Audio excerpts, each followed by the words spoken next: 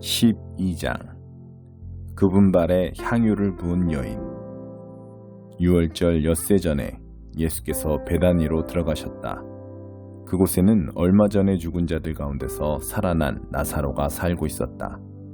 나사로와 그의 누이들이 자신들의 집에서 저녁 식사를 하자고 예수를 초대했다. 마르다는 시중 들고 나사로는 사람들과 함께 식탁에 앉아 있었다. 마리아가 아주 값비싼 향유 한 병을 가지고 들어와서 예수의 발에 붓고 자기 머리카락으로 그 발을 닦아드렸다.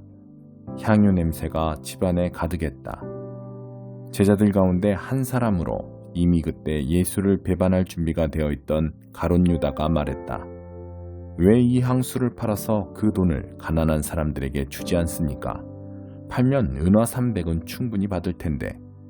이렇게 말한 것은 그가 가난한 사람들을 생각해서가 아니라 도둑이었기 때문이다. 그는 일행의 공금을 맡고 있었는데 그것을 빼돌리기도 했다. 예수께서 말씀하셨다. 그 여자를 가만두어라. 그 여자는 내 장례식을 내다보고 예를 표한 것이다. 가난한 사람들은 너희와 항상 함께 있지만 나는 너희와 항상 함께 있는 것이 아니다. 예수께서 다시 마을에 오셨다는 소문이 유대인들 사이에 퍼졌다. 사람들이 예수뿐만 아니라 죽은 자들 가운데서 살아난 나사로도 보려고 몰려왔다. 대제사장들은 나사로를 죽이기로 모의했다. 나사로 때문에 많은 유대인들이 예수를 믿었기 때문이다. 예루살렘 입성. 이튿날 명절을 지키러 와 있던 많은 무리가 예수께서 예루살렘에 들어오신다는 말을 들었다.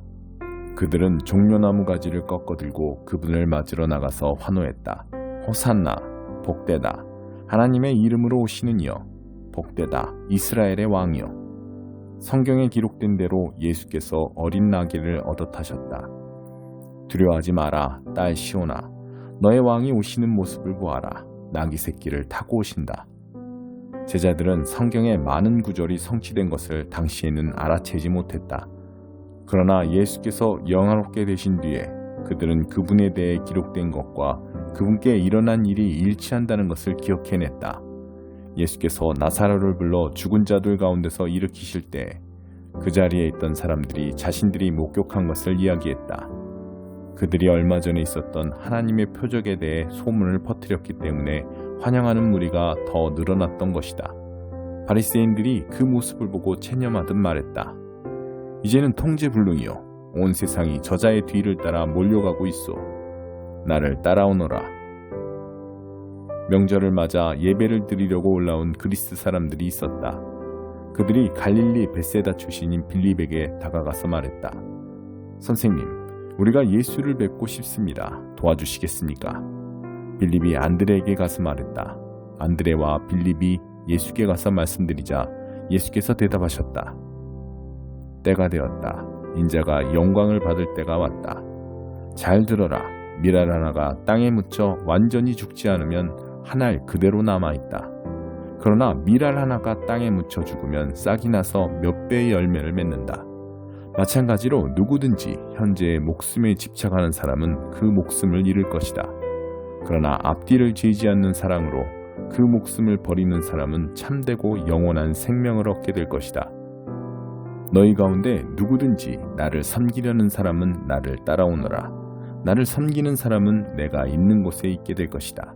누구든지 나를 섬기는 사람은 아버지께서 높여주시고 상 주실 것이다. 내 마음은 몹시 흔들리고 있다. 그러니 내가 무슨 말을 하겠느냐? 아버지, 나를 여기에서 벗어나게 해주십시오 라고 말해야 하겠느냐? 아니다. 나는 처음부터 이것 때문에 온 것이다. 나는 아버지의 영광을 드러내 보이십시오 라고 말하겠다. 그러자 하늘에서 한 음성이 들려왔다. 내가 이미 영화롭게 했고 앞으로도 영화롭게 할 것이다. 그 소리를 들은 무리가 말했다. 천둥 소리다. 다른 사람들이 말했다. 천사가 이분께 말한 것이다. 예수께서 말씀하셨다. 이 음성은 나를 위해서가 아니라 너희를 위해서 들려온 것이다. 지금 이 순간에 세상은 위기에 처해있다. 이제 이 세상의 통치자인 사탄이 쫓겨날 것이다. 그리고 내가 이 땅에서 들려 올라갈 때 나는 모든 사람을 이끌어서 내 주위로 모을 것이다. 예수께서 이렇게 말씀하신 것은 자신이 어떤 죽임을 당할지 보여주시려는 것이었다. 무리 가운데 대답하는 소리가 들려왔다. 우리는 하나님의 율법에서 메시아가 영원히 계신다고 들었습니다. 그런데 선생님은 인자가 들려야 한다고 하시니 어째서 그래야 합니까? 선생님이 말씀하신 인자가 누구입니까? 예수께서 말씀하셨다. 빛이 너희 가운데 있는 것은 잠시뿐이다. 빛이 너희 가운데 있는 동안 다녀라. 그래서 어둠이 너희를 멸하지 못하게 하여라. 너희가 어둠 속에 다니면 자신이 어디로 가는지 알지 못한다. 빛이 너희와 함께 있는 동안 그 빛을 믿어라. 그러면 그 빛이 너희 안에 있으면서 너희 삶을 속속들이 비출 것이다. 너희는 빛의 자녀가 될 것이다. 나를 믿는 사람은 나를 보내신 분을 믿는 것이다. 예수께서 이 모든 것을 말씀하시고 나서 몸을 숨기셨다. 예수께서 이 모든 하나님의 표적을 보여주셨지만 그들은 받아들이지도 않았고 그분을 신뢰하지도 않았다. 이 일로 예언자 이사야의 말이 옳다는 것이 확인되었다. 하나님, 우리가 전한 말을 누가 믿었습니까? 하나님께서 팔을 뻗어 행하려고 하시건만 누가 그것을 알아보았습니까? 처음에 그들은 믿으려 하지 않았고 나중에는 믿을 수도 없었다. 이 또한 이사야가 말한 것과 같았다. 그들의 눈은 멀었고 그들의 마음은 완고해졌으니 이는 그들이 눈으로 보고 마음으로 깨달아서 나 하나님께로 돌아와 내게 고침을 받지 못하게 하려는 것이다. 이것은 이사야가 메시아를 통해 폭포수처럼 쏟아지는 하나님의 빛을 스치듯 보고 나서 한 말이었다. 한편 지도자들 가운데서도 상당수가 믿었다. 그러나 바리새인들 때문에 자신들의 믿음을 밖으로 드러내지는 않았는데 회당에서 쫓겨날까봐 두려웠기 때문이다. 그들은 위기의 순간에 하나님의 영광보다는 사람의 인정을 받는 것에 더 신경을 썼던 것이다. 예수께서 이 모든 말씀의 결론으로 이렇게 외치셨다. 누구든지 나를 믿는 사람은 나를 믿는 것이 아니라 나를 보내신 분을 믿는 것이다. 누구든지 나를 보는 사람은 사실은 나를 보내신 분을 보는 것이다. 나는 이 세상에 온 빛이다. 내가 온 것은 나를 믿는 모든 사람들로 더 이상 어둠 속에 머물지 않게 하려는 것이다. 만일 누가 내 말을 듣고 진지하게 받아들이지 않는다고 해서 나는 그를 심판하지 않는다. 나는 세상을 심판하기 위해 온 것이 아니라 세상을 구원하기 위해 왔다. 그러나 나를 회피하고 내 말을 받아들이지 않는 사람은 스스로 심판받기를 선택하는 것이다. 육신이 된 그 말씀, 내가 너희에게 말했을 뿐 아니라 바로 나 자신이기도 한 그 말씀이 너희의 운명을 결정할 말이다. 그 말씀 가운데 어느 것도 내 마음대로 지어낸 것이 없다. 나를 보내신 아버지께서 내가 무엇을 말하고 어떻게 말해야 하는지를 지시해 주셨다. 나는 아버지의 명령이 어떤 열매를 맺는지 정확히 안다. 그것은 참되고 영원한 생명이다. 내가 할 말은 이것이 전부다. 아버지께서 내게 말씀하신 것을 나도 너희에게 말한다. 13장 제자들의 발을 씻어주시다. 6월절 직전에 예수께서는 이 세상을 떠나 아버지께로 가야 할 때가 된 것을 아셨다. 예수께서는 자신의 소중한 동료들을 사랑하시되 끝까지 사랑하셨다. 저녁 식사 때가 되었다. 이때 이미 마귀는 가룟 사람 시몬의 아들 유다를 단단히 붙잡고서 예수를 배반하도록 준비를 마친 상태였다.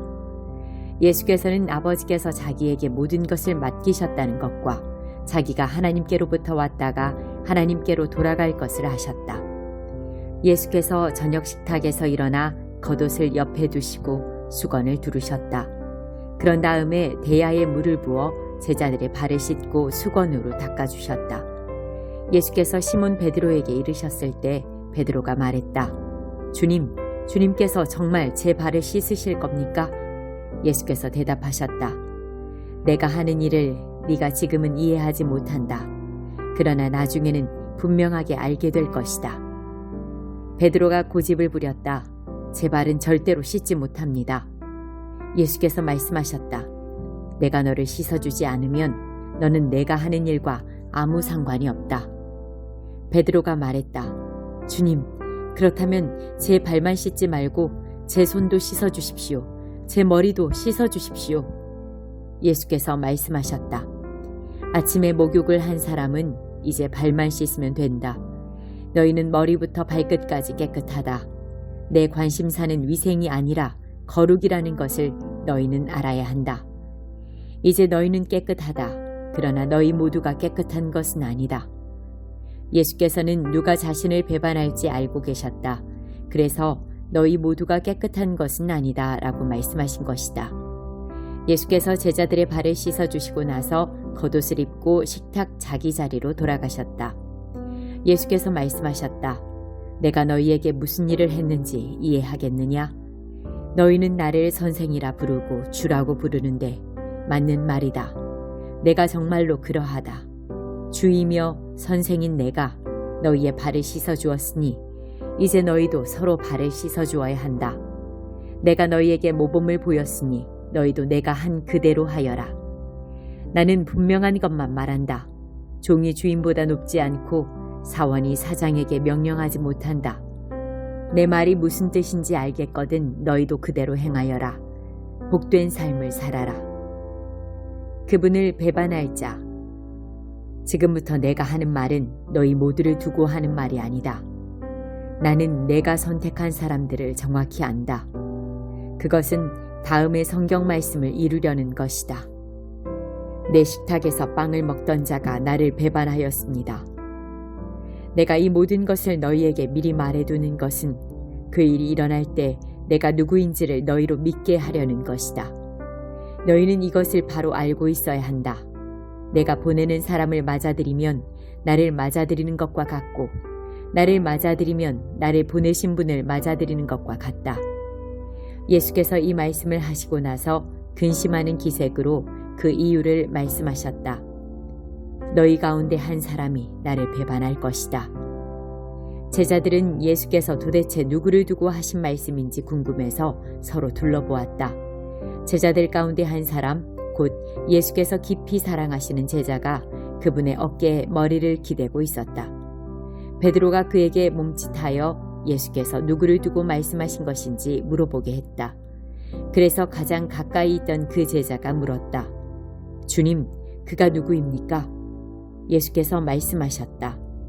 내가 이 빵 조각을 적셔서 주는 사람이 바로 그다. 그러고는 빵 조각을 적셔서 가룟 사람 시몬의 아들 유다에게 주셨다. 유다가 그 빵을 받자마자 사탄이 그에게 들어갔다. 예수께서 말씀하셨다. 내가 하려고 하는 일을 하여라. 어서 마무리 지어라. 저녁 식탁에 둘러앉은 사람들 가운데 왜 예수께서 유다에게 그런 말씀을 하시는지 아는 사람이 아무도 없었다. 어떤 제자는 유다가 공금을 맡고 있었으므로 예수께서 그에게 명절에 필요한 것을 사라고 하셨거나 가난한 사람들에게 뭔가를 주라고 하신 것이려니 생각했다. 유다는 빵 조각을 받고 그 자리를 떠났다. 밤이었다. 새 계명. 유다가 떠나가자 예수께서 말씀하셨다. 이제 인자가 누구인지 드러났고 하나님이 어떤 분이신지도 인자 안에서 드러났다. 인자 안에서 하나님이 드러나시는 순간에 하나님의 영광이 드러날 것이다. 하나님께서 인자를 영화롭게 하심으로 그분 자신도 영광을 받으실 것이다. 자녀들아, 내가 너희와 함께 있는 것도 잠시뿐이다. 너희는 나를 찾을 것이다. 내가 유대인들에게 말한 것처럼 너희에게도 말한다. 내가 가는 곳에 너희는 올 수 없다. 내가 너희에게 새 계명을 준다. 서로 사랑하여라.